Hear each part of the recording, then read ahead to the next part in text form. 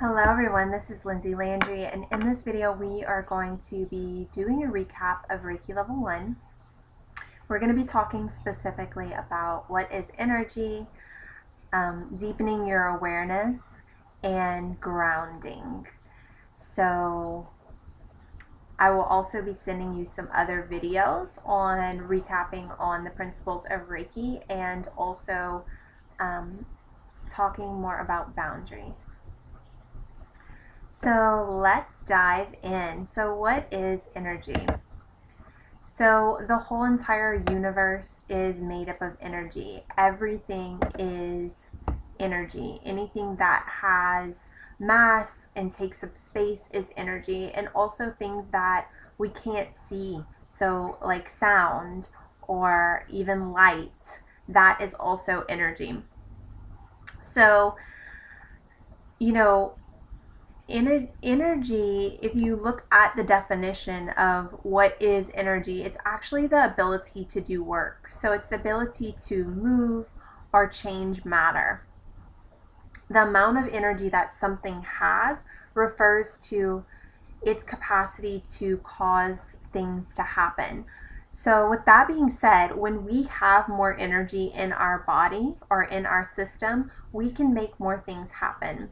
In this program, in level 2, we're going to be talking a lot about, emotions and really starting to become more aware of your energy and mindful of your energy. And when we are more aware and more mindful of it, and when we have control over it, then we get to direct it, right? So we have a bigger capacity to actually make things happen.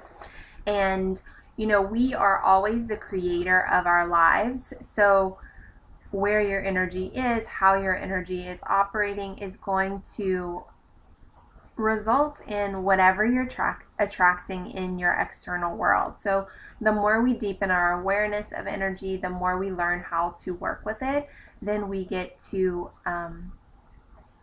pretty much deepen our craft of being the creators, and we get to have more say over how we want things to go and what we are wanting to bring into our lives and what we are wanting to manifest. So we're going to be doing a lot more of this in Reiki Level 2. So when we talk about energy and actually the properties of energy, energy cannot be created or destroyed. So you might remember, in your physics or your science classes, energy cannot be created or destroyed. So it is, it just basically changes form. So it can be transferred between objects. It can change forms, from a solid to a liquid, but it cannot be destroyed. So when we're working with energy, in our chakra system, in our bodies, it's the same way. We cannot actually get rid of it, but we can change it and we can move it, and that allows us to feel different in our body. That allows us to attract new things and whatnot.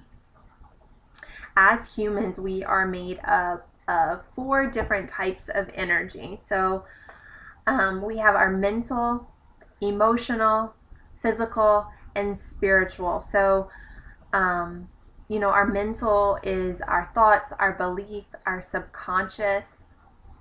Our emotional energy is going to be our emotions, the way we feel about things. And like we talked about in Reiki Level 2, it's really opening up the heart.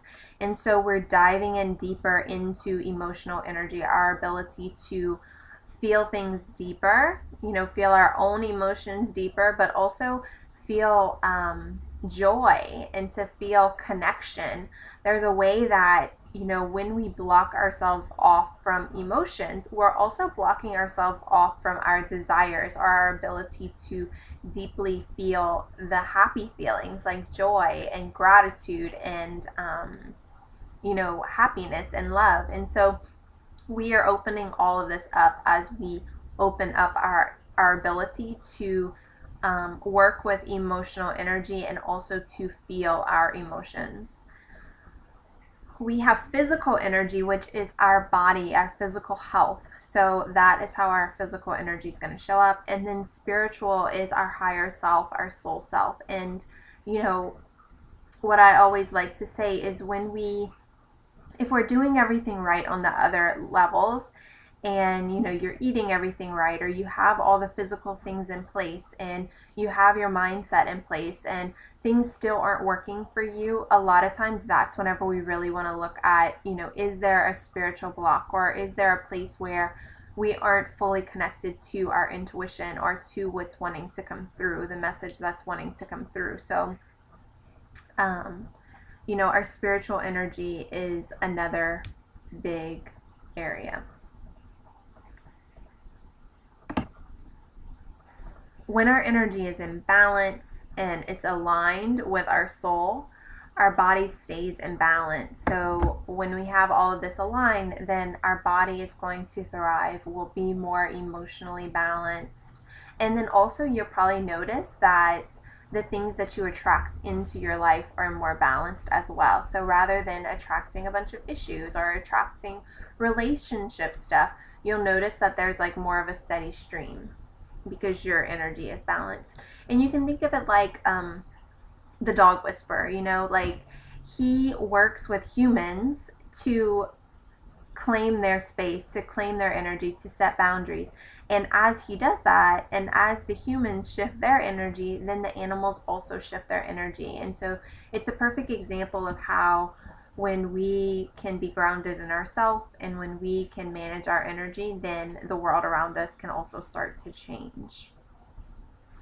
So there's a few different ways that our body communicates to us, and it goes back to the types of energy that we hold in our body. So we can have physical symptoms. So when something's out of balance, so if there's an energy that's out of balance, we might manifest physical symptoms: stomachache, headache, pain, weight.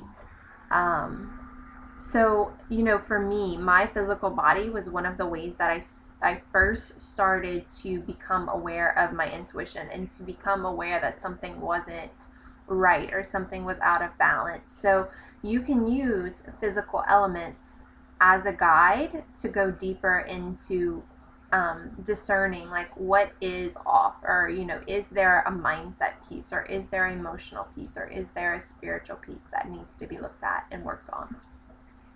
Emotional symptoms, so if we're feeling anxiety, sadness, anger, frustration, any emotions, you know, that could be a sign that something's out of balance. Mental symptoms, so if we're really thinking about it, a lot of things, worrying, maybe even just negative thoughts, then that again is a sign that something could be out of balance. And spiritually, usually, you know, this, we're going to talk a little bit about actually the way that intuitive messages come through in a second. But, you know, spiritual messages can come through in different ways as well. It might be through your intuition. It might be through one of these other methods as well. The first step to understanding your intuition is awareness of your body and your energy. So the physical body is a great tool to help you dive deeper into your intuition. So when we are looking at the body, we talked about this in level 1. We really talked about working with the physical body and physical energy. So there's 3 main causes of imbalance in the body. That can be lack of nutrients. So in each of these can be in the different 4 places. So it can be the mental, you know, emotional, physical, or spiritual. So when we talk about lack of nutrients, that can be physical food. So maybe not getting the vitamins or minerals that you need. It might be not absorbing food or digesting your food, and then you aren't able to absorb your nutrients. This can also pertain to emotional needs. So you might have a lack of emotional support, and that can cause lack of nutrients. And one of the way that our energy system works, our body works, is, if we aren't getting emotional support, then that can also manifest as lack of nutrients in the physical body, where we're not absorbing our actual vitamins, our minerals, the food that we're eating. Also, not getting enough spiritual nutrients. So, if prayer, meditation, walks in nature, if that really soothes your soul and that really nourishes your spirit and you're not doing it, then you can be at a depletion, right? And so, if you're not doing it, then you might have a lack of spiritual nutrients. And that can show up in all of the different areas. So that can show up mindset, mentally, emotionally, spiritually, and physically in the body as well. So, as we go deeper into level 2, we're going to be looking at all of these areas. So we're going to go deeper than the physical body, and we're going to start to really question, what level is this imbalance at? The second cause of imbalance is toxins. So this, again, it could be from food, it can be, alcohol or drinks, it can be environmental toxins, air, cleaning products, whatnot, bath products. And then it also can be, negativity. So if you have a really negative work environment, that could be toxins, and that could affect your energy system. Stress is another huge one that causes imbalances in the body. And again, physical, emotional, mental, and spiritual. So, too much work, not enough play. Our thoughts, if we're constantly worried, that can start to put a lot of stress on our body. Or if we're fearful, that can put stress on our body. Emotions. So if we're not expressing our emotions, it actually takes more energy to hold down our emotions or to hold down our intuition than it does to allow us to fully express them. So when we are suppressing our emotions, when we are suppressing our desires or what we really want, that takes a lot of energy, and it causes a lot of tension on our energetic system. And then spiritual, so if we're not following our intuition and our heart's soul desires, then that can cause a lot of stress and blockages in our energy system. So one of the first steps into starting to work with your energy and uncovering these blocks, also being at the place where you can start to deepen your awareness and see your blocks, whether it's for yourself or also in others, is grounding. So grounding is so important. We're going to be talking about this all throughout the program again, because it's that important. It's something that you're always going to be coming back to. So what is grounding? So, when we are grounded, it is allowing any negative energy, negative particles to settle out of our system, allowing all of our energy to go into its place, and then also recharging. So it's like letting the excess energy fall off and also rebalancing energy for it to come neutral and to recharge. When we talk about grounding, it's really the practice of being able to come into the present moment. So one of the fastest ways to get grounded is to allow yourself to fully come into the present. So that might look like being present with whatever's forward for you. So let's say that you have a lot of anxiety and it's in your heart chakra. Being grounded for you might actually be getting quiet and feeling into that anxiety in your heart chakra, because there's a way that when we have anxiety, we want to do something. We don't want to be with the feeling. And again, we're going to be talking about this all throughout this program, especially with the emotions. But there's a way that we don't want to be with it, and so we want to do something instead, and we're moving and acting, and then we're not we're not grounded in the present moment. So there's different levels of grounding, physical, emotional, mental, and spiritual. So physical grounding would be like yoga, exercise, having your diet in place. Emotional is really being with and being present with whatever feelings are coming forward. Mental, there's a way that our mind can be thinking about the future, or, for a lot of intuitives and visionaries, we can have a vision, or we might know information, but to actually ground it into physical form and to look at what needs to happen right now for that, for the vision to come to life, that can be really challenging. So grounding a thought would be looking at, what do I need to do to start to create that?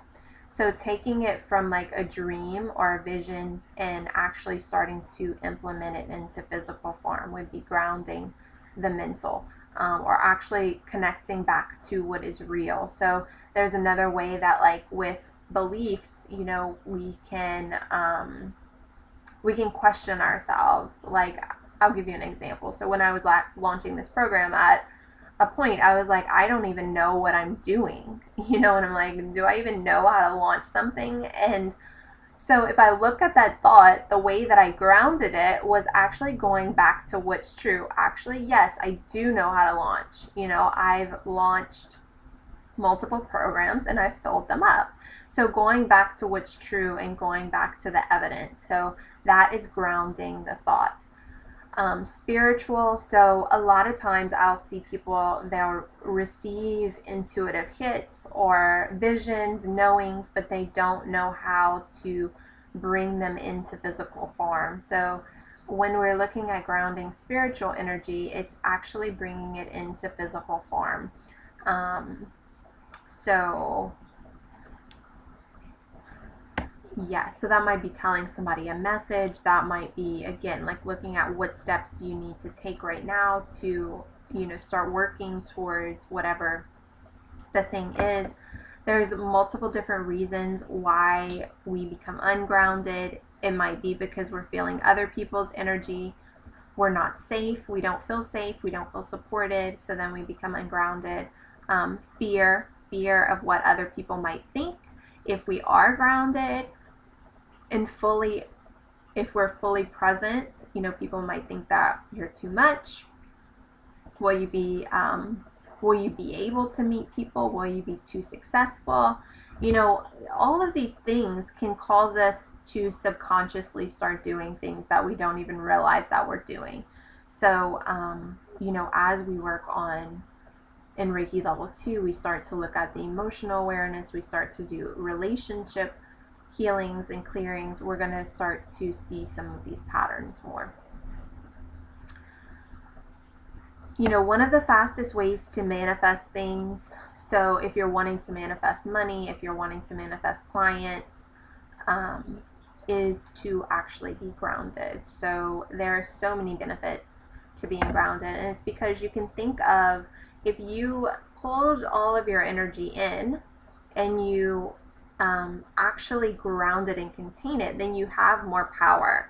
If you have like some sprinkled energy over here and some sprinkled energy over here and some sprinkled energy over here, then it's not as powerful. So you can think of, like, if you are washing the dishes and you have the laundry running and you have the shower going, the water pressure is going to be really low and you're not going to be getting the full capacity or the full potential of the shower or the water.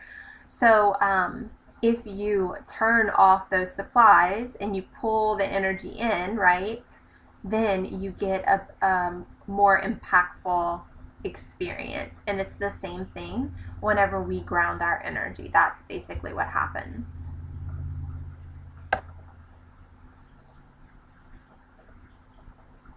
So how do you ground? For me personally, I love going outside. That is one of the fastest ways for me to get grounded. You can also do meditation. You can Exercise can be super grounding and getting you into your body. It might be breathing. You might use breath work. You can also use journaling. That can be a fabulous way, especially if you're wanting to ground your mind, your mental, your thoughts, and, get things out. Sometimes having support can be really grounding. So for me, if I'm really having a hard time grounding, then usually that's whenever I'll ask for support, because sometimes there's a way that when we're working with energy, if it starts to be challenging for you to do it on your own, or if it's something you're really attached to, then it's going to be harder for you to clear by yourself. So having support can be really, really beneficial in that situation. So, yes, so that is grounding. And so the last thing that I want to talk about today, that we talked about in Reiki level 1, is the different ways that we receive intuition. So, and the different energy centers. So we have 3 main energy centers. We have our logical mind, our emotions, and then our spirit, so our soul, our spirit. And so in Reiki level 2, we're really going to be working with the emotional heart center and opening it and, learning how to work with that energy more. Everyone receives intuition differently. So, for some of you, you're going to feel like you're at home. You're going to feel like, oh my God, this is it. This is how I operate energetically. Like, this is my superpower. So for me personally, I am an emotional healer, healing emotions, healing emotional energy blocks, shifting emotional energy and blocks. That is one of my superpowers for sure. So you might notice that about yourself as we dive into Reiki level 2. Some of you might not like it as much. You might feel like you are more of a clairvoyant, where you see things and you know things, and you're more of a visionary person, and that's okay too. Everybody's gonna have their unique gifts, so we'll honor that. And at the same time, it's when you still be with this, right, and expand your capacity and learn this tool, then you can still meet clients in another way. So it's like you're having more tools in your toolbox, and you're building your own capacity to work with your clients or work with the people in your life, because you're always going to come up against emotional energy and heart energy, whether it's in relationships, whether it's with clients, whether it's with work, whatever. So with that being said, the ways that we receive intuition, we can have clairaudience, which is hearing. So hearing whispers, it might be listening to someone talk, and it's like you just receive the information and you're having ahas and downloads, or you know what needs to happen. Claircognizance is clear knowing. So this is more of just having this deep knowing. It might be an idea that drops into your head, or just a knowing. Clairsentience is clear feeling. So this is getting messages in your body. This, for me, is one of the ways that I receive intuition. So, my physical health was a thing for a really long time, because I was receiving intuitive messages in my body, and I was feeling energy in my body, and I had no idea. So I was like hoarding all of this energy in my body that wasn't even mine, and I didn't even know what to do with it. So when I'm working with clients now, whether it's going to be just on the group calls and we're chatting, or if I'm in a session with a client, I still feel the energy in my body. So when I'm working with them, like if they have something going on in their solar plexus, I feel that energy in my solar plexus. If they have a pain in their leg, I might feel that pain in my leg. But it allows me to feel the energy, and then also to communicate with them and connect with them. So you might notice that you have that as well. Clairvoyant. So I was talking about this a little bit a second ago. So this is seeing, having pictures, images, maybe dreams. but really receiving the information through sight, through seeing. External signs. So this is one of my favorite ways to get intuition, just because it's so lighthearted and fun. But seeing signs, so this could be butterflies, feathers, animals, getting animal messages. Yesterday before our class, I didn't say this, but James was cooking and a lizard like fell off of the ceiling in the kitchen, and so it freaked him out. So I have no doubt that that was an animal message for him. So animals can show up and cross your path to give you messages. Maybe random phone calls. So you might be thinking of someone and then they call you. Running into someone, same thing. Seeing a book or receiving comments and messages, all of that can be signs where things just start to come into your path at the right time, the right place. So, yes, so this is a recap of, energy awareness and starting to dive into receiving intuitive messages. So if you have any questions about this recording, this video, feel free to post them in the Facebook group. And I am looking forward to connecting with you.